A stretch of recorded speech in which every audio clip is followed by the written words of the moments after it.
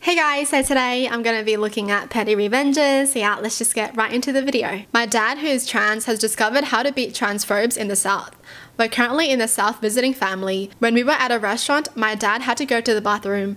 I'm still not entirely sure how, but a guy in there determined that he was trans and went shouting to the barman to kick my dad out. My dad, instead of trying to win that argument in a bar full of Southerners, decided to go the complete other direction.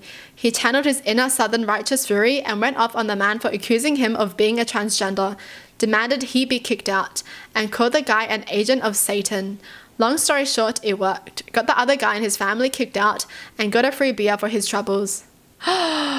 Nice. Good on the dad, but seriously, that guy? You're telling me you're in the bathroom and you peeked at someone else? Like, who even does that? Ooh, let's see what you have down there. In school, I was relentlessly bullied. Two girls in particular had it out for me. I was shy, loved to read, didn't do the popular stuff, so I was the perfect victim. They'd literally torture me by holding me down in the staircase when we were alone and sticking pinboard pins into my arms, legs and feet. When I tried to tell teachers, they said I fell onto them as they were lying on the floor or I did it myself. It didn't help that one of them was the daughter of one of the teachers at the school. They would stick pinboard pins into someone's arms? Wow. Well, I finally got my revenge. I went to try out a new ice cream shop and lo and behold, one of the girls was serving the ice cream. I have multiple allergies including milk and gluten, of which the ice cream shop claimed to be cautious. So I ordered gluten and dairy-free ice cream and set my phone camera up to film the area where the ice cream was prepared because I saw that the girl had recognized me and was certain she'd try something. And she did. I caught her on camera putting a spoonful of milk in the bottom of the bowl and crumbling the gluten-consisting wafers over everything, and then camouflaging it with the last scoop of ice cream.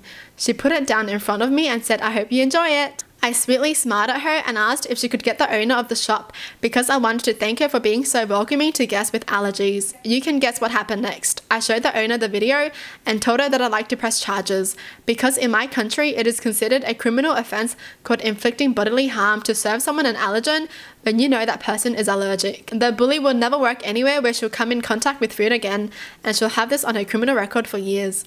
Good. Like, if you know someone's allergic to something and you feed them what they're allergic to, you're trying to kill them, aren't you? Dude, that girl's a psycho. Seriously. Like, oh my god, she should not be out here doing things. Seriously, in high school, she's already freaking like putting pins in people. And now that she's serving someone ice cream, she wants to literally cause an allergic reaction that could cause that person to die. That is psychotic. Like, what is wrong with her? My apartment is an older place with assigned parking spaces. 6 months ago, a new tenant moved in and was assigned a spot next to mine. Almost every time I got home and pulled into my parking spot, I noticed they were over the parking line into my spot on top of the line, giving me very little room to park. One night I parked and their car wasn't there. The next morning I go to my car and see them parked over the line and a dent in the side of my car. I immediately knew it was them as I measured the trajectory of the door to my car and the paint matched. Clearly their door hit my car. No note was left, and when I called my property manager, they said unfortunately they don't have cameras, so I can't prove it was them aside from the paint. In my head I thought, fine, you want to F up my car, have fun with all the dents I leave on yours. Every day I come home and saw them over the line or on it. I dented the car with my door. I left many dents. They since never parked on lines or over it ever again. Wow, that's crazy, you know. It reminds me of the video where this person opened the car door and then it dented someone else's door, and then they were just having a battle to see who can dent each other's car the worst.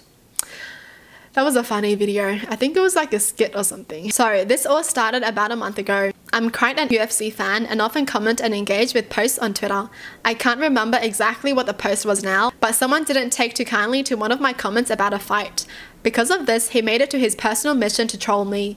This kid's account was full of him spreading hate, and every media post was a screenshot of accounts that had blocked him with the caption, "Another one owned." I would usually block someone like this, but I'll be honest, I did not want to give him the satisfaction. It got to the point where he was replying to every comment I made and messaging me multiple times a day. I obviously ignored it, hoping it would go away, but it went on for 19 days straight. I counted prior to making this post.